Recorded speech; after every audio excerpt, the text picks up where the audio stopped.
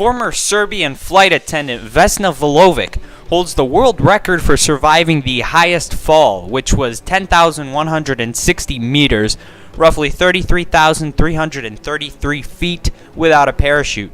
On January 26, 1972, JAT Flight 367 was torn apart by a bomb which was planted by the nationalist group of Croatia.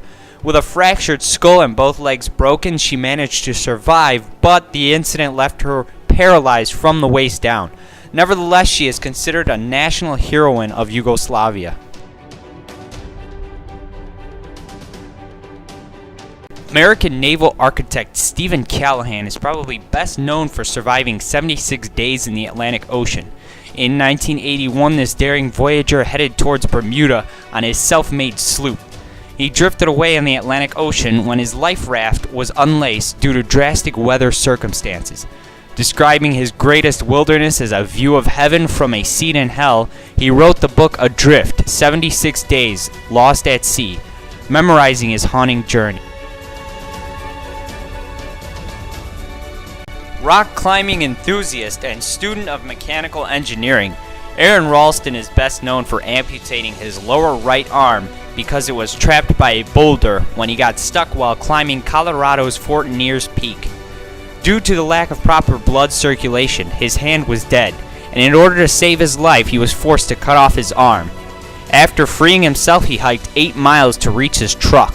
Eventually, he was airlifted by a rescue team after encountering a family on vacation from the Netherlands. In 1992, Michael Benson and his colleague Chris Duddy were shooting aerial footage of Hawaii when their helicopter crashed over Kilauea, the world's most active volcano. The cameraman and pilot Craig Hosking plunged inside the volcano crater, narrowly missing the boiling lava pool. While Hosking and Duddy were able to reach safety the next day, rescuers struggled to locate Benson amid the noxious fume clouds.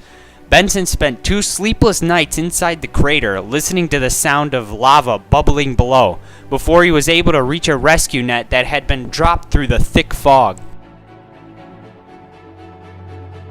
Howard Ulrich and his 8-year-old son were fishing on Lituya Bay one evening in 1958, when they heard a distant rumbling and saw a wall of water that came rushing towards them.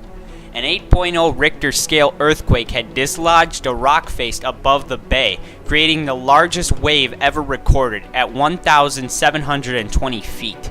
Ulrich tried to pull up the anchor, but the boat was quickly swept up as the wave crashed through the bay at 100 miles per hour.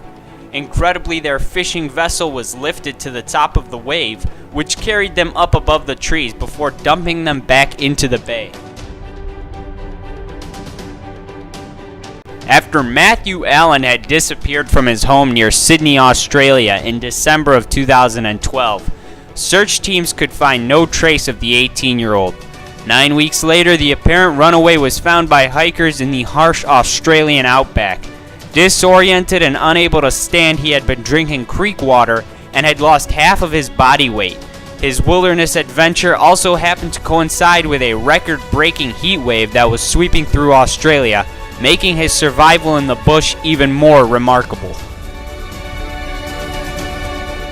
Reshma Begum was working as a seamstress in the Rana Plaza building near Dhaka in Bangladesh when the factory collapsed in April of 2013, leaving more than 1,100 workers dead. After the heartbreaking search for survivors had almost drawn to a close, rescuers heard a banging sound emitting from the ruins and found Begum alive after 17 days underground. Begum had found some dried food and a limited supply of water to keep her going during the long days trapped under the wreckage.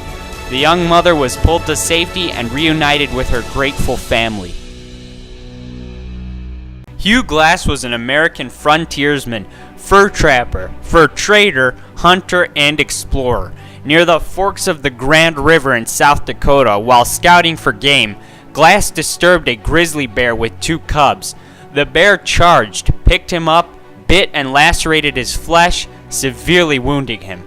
Glass nevertheless managed to kill the bear with help from his trapping partners, John S. Fitzgerald and Jim Bridger, but was left badly mauled and unconscious.